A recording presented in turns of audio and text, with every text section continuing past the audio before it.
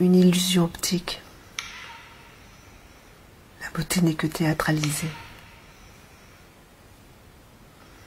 La maladie déchire le corps qui tombe en lambeaux. Les ossailles ont une farandole aigre. Le ventre gonfle, ourlé d'air sans vie, retenu par un coquelicot artificiel.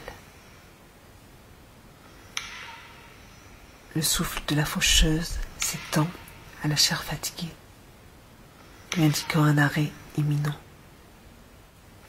Mais je garderai le sourire jusqu'au bout. Fuck la mort.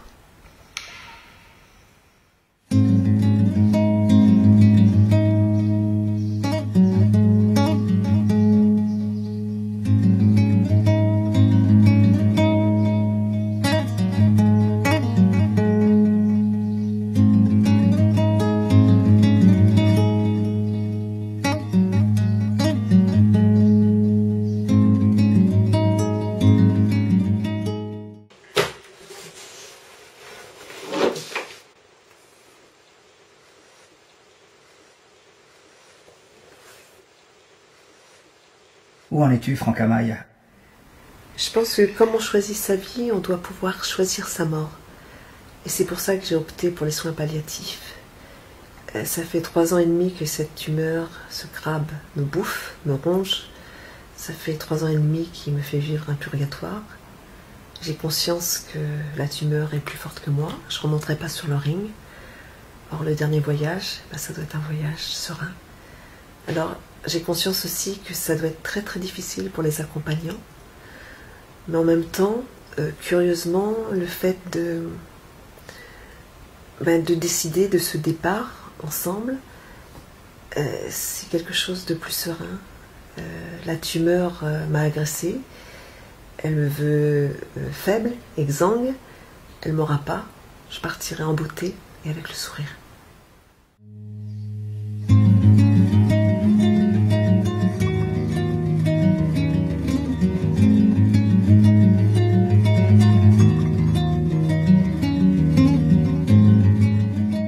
Alban, comment as-tu vécu la décision de ta sœur? J'ai pensé qu'elle prenait une décision très courageuse et je pense que ma sœur est forte, qu'elle l'a toujours été jusqu'à maintenant. Ça fait 3 ans qu'elle se bat et je suis avec elle. Alors les soins palliatifs, qu'est-ce que ça veut dire concrètement? Les soins palliatifs, c'est à la maison, à domicile. Ça veut dire que ce sont des infirmières qui viennent te voir le matin et soir, qui te distillent les produits nécessaires. Ça veut dire que je me balade avec une cassette de morphine. Ça veut dire que quand j'ai très mal, eh bien, je peux produire une dose qui va peut-être m'apaiser. Alors il y a des jours, c'est un petit peu les montagnes russes, il y a des jours avec, il y a des jours sans. Quand c'est avec, comme aujourd'hui par exemple, ce genre de tournage, eh bien on en profite et puis on fait la fête. Nadia, ça fait longtemps que vous prodiguez des massages à Franca. Pourquoi? Parce qu'elle a des nœuds. Donc j'essaie de le dénouer comme je peux et je la masse et son pied commence à se réchauffer et là la douleur commence un petit peu à s'apaiser. Moi dans cette épreuve j'ai eu la chance d'avoir toujours les êtres chers à côté de moi.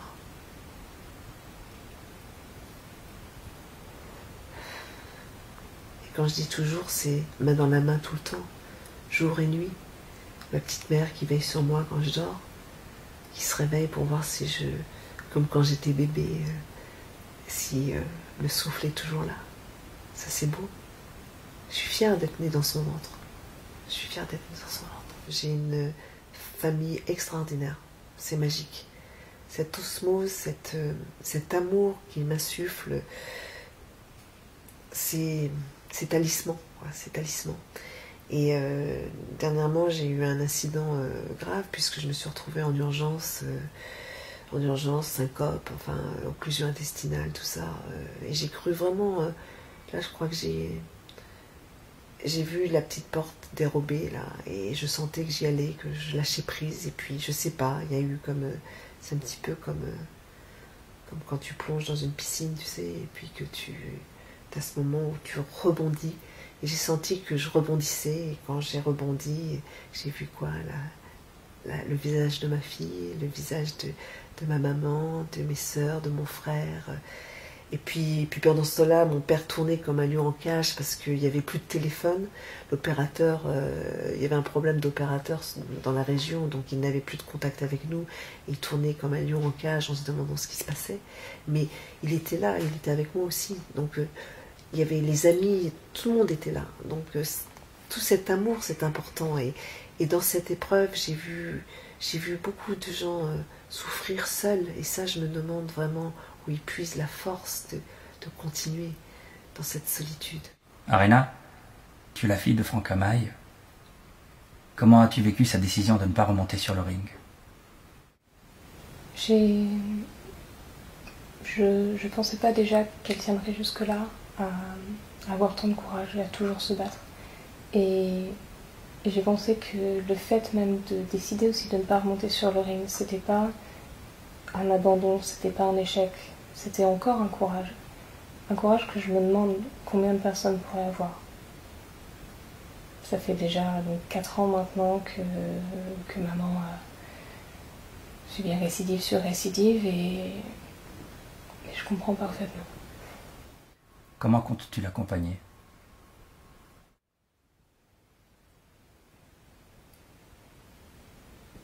Je sais pas. Qu'est-ce que ça veut dire accompagner déjà? On aimerait bien pouvoir être vraiment présent, mais comment être présent autrement qu'en partageant sa douleur? Et c'est impossible, on peut pas.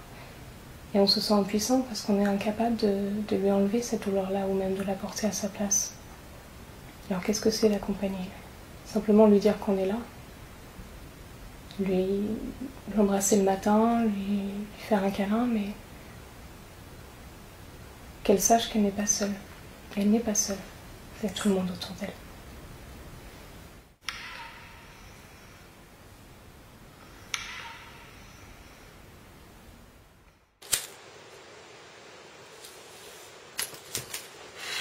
Alors, l'hospitalisation à domicile, il y a beaucoup de patients qui souhaiteraient être hospitalisés à domicile, mais tu as certains médecins qui rechignent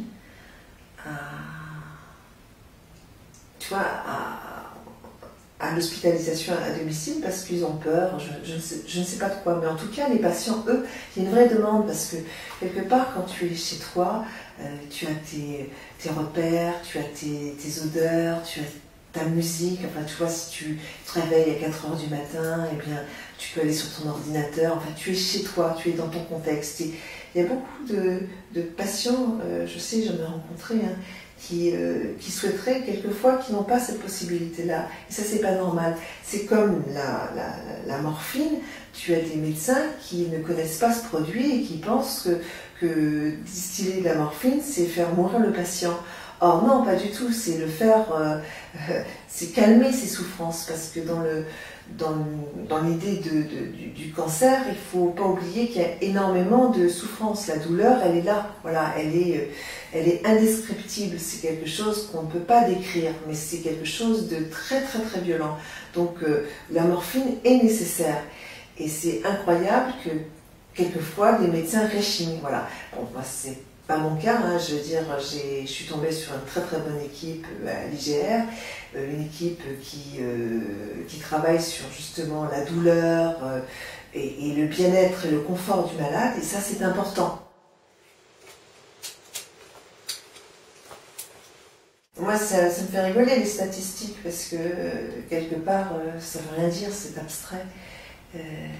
Les gens ont le cancer et meurent du cancer. La différence, c'est vrai, c'est qu'on a trouvé des sursis, des fois ils sont très très longs. On a trouvé un confort du malade. On essaie les soins palliatifs, enfin, les soins antidouleurs qui sont quand même importants. Et c'est vrai que heureusement qu'il y a eu toute cette recherche pour le malade, ça c'est vrai. Mais concrètement, moi je pense qu'on meurt vraiment du cancer, on n'a pas trouvé la pilule miracle, voilà. Et c'est dommage, il il serait peut-être temps, enfin quand tu vois le budget pour l'armement, tu te dis que ça serait peut-être bien que ce budget-là soit mis au service de la recherche du cancer, voilà, c'est tout.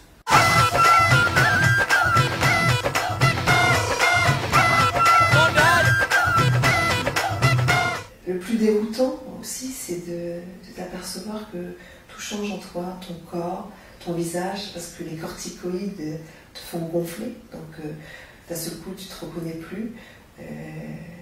Tu te regardes un jour dans une salle de bain et tu vois tes os, tu vois que ta chair disparaît petit à petit, donc tu as cette sensation de la destruction de ton corps, de ta chair, tu vois, déjà tu es dedans. En même temps, c'est vrai que ça te prépare aussi à ce dernier voyage, parce que tu es très lucide sur ta condition, et du coup, c'est vrai, tu as envie de faire plein de choses, donc quand ça va, c'est très dense. Même s'il y a des bulles d'air ici à ce niveau-là, ça va passer le filtre et puis il n'y en aura plus. D'accord. Là-dedans. Ça va passer le filtre et puis il n'y en aura plus. Okay. C'est terrible de voir ton compagnon, le rejet d'un compagnon ou d'une compagne par rapport à la chair, par rapport au corps, par rapport à la maladie, alors que toi, ton esprit, c'est toujours le même. Ton amour à toi est toujours le même. Et ça, c'est terrible de voir cette espèce de destruction, tu vois, consciente quelque part, parce que c'est mêlé tout ça avec une fausse compassion, avec une espèce de rôle, tu vois, par rapport aux autres, mais concrètement dans le quotidien, c'est l'horreur. Voilà, c'est l'horreur parce que l'autre rejette la maladie. Voilà. Ça arrive.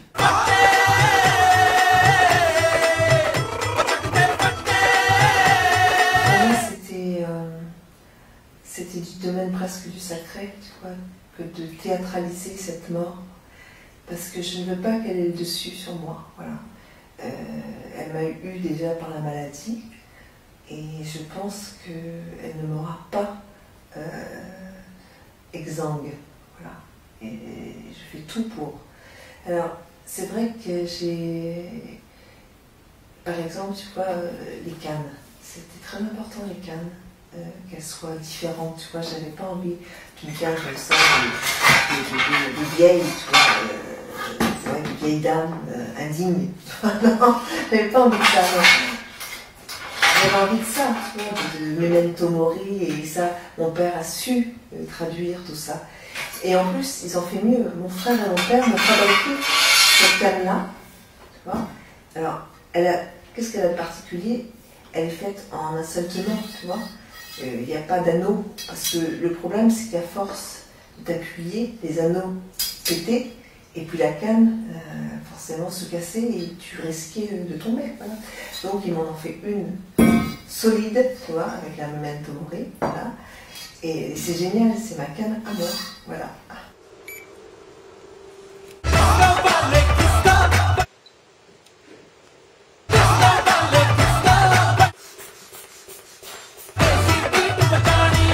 Moi, je suis assez étonnée dans nos sociétés. Je trouve que la mort est glauque. Et c'est pas comme ça que je vois la fin. Moi, je la vois à la mexicaine, tu vois. Là-bas, ils préparent le plat préféré du mort, tu vois. Il y a un langage entre les vivants et les morts. Et c'est vrai que quand tu as une épreuve comme ça, même si tu es une mécréante, tu vois, si tu crois en rien, si tu te dis qu'après c'est rien, c'est le néant, tu peux pas t'empêcher d'imaginer quand même quelque chose. Tu as besoin de te raccrocher à quelque chose. Donc tu te cherches des paradis artificiels ou imaginaires. Et c'est étonnant parce que du coup tu fais un chemin où tu imagines une certaine magie, où tu sais que quoi qu'il arrive, tu seras toujours en contact avec les êtres que tu aimes, que tu veilleras sur eux, que tu feras attention à eux. Et je sais que ma fille, je veillerai toujours sur elle, et que Si elle a quelque chose à me demander, ben qu'elle me demande. Je suis sûre qu'elle me verra quelque part. Je suis sûre qu'elle aura une réponse, qu'elle aura une clé. Et c'est pareil pour mes parents. C'est pareil pour ma petite mère, pour mon petit père. Je sais à quel point mon père cherche et croit au miracle, tu vois, quelque chose qui se passerait, une magie qui ferait que d'un seul coup je serais guérie. Mais ça, je sais que c'est impossible, mais je sais qu'il s'y accroche parce qu'il n'a pas envie de me voir partir, et moi non plus j'ai pas envie de partir. Mais en même temps, je sais que je vais partir, et pour ça, je veux qu'ils sachent, mon père, ma mère, je veux qu'ils sachent, mes frères, mes sœurs, les amis, je veux que vous sachiez tous que je serai là, quelque part, et que je vous parlerai.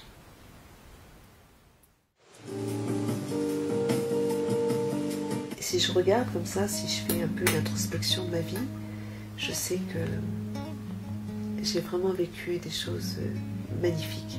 Je regrette rien. J'ai vécu des passions, du feu, des passions folles, jusqu'au bout. Et je regrette rien. Et ça, il faut que vous sachiez tous que j'ai été très heureuse sur cette terre. Et c'est ça que je veux que vous gardiez de moi. Ce bonheur-là. Donc, je veux pas que vous ayez du chagrin ou vous pleuriez. Voilà.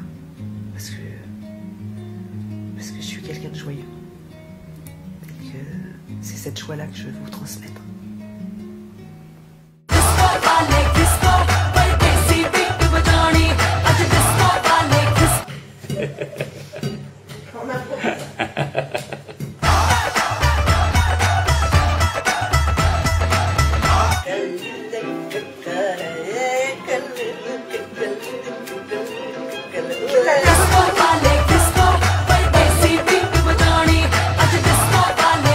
Demain sera demain, ils n'en savent rien. Demain sera demain, ils n'en savent rien.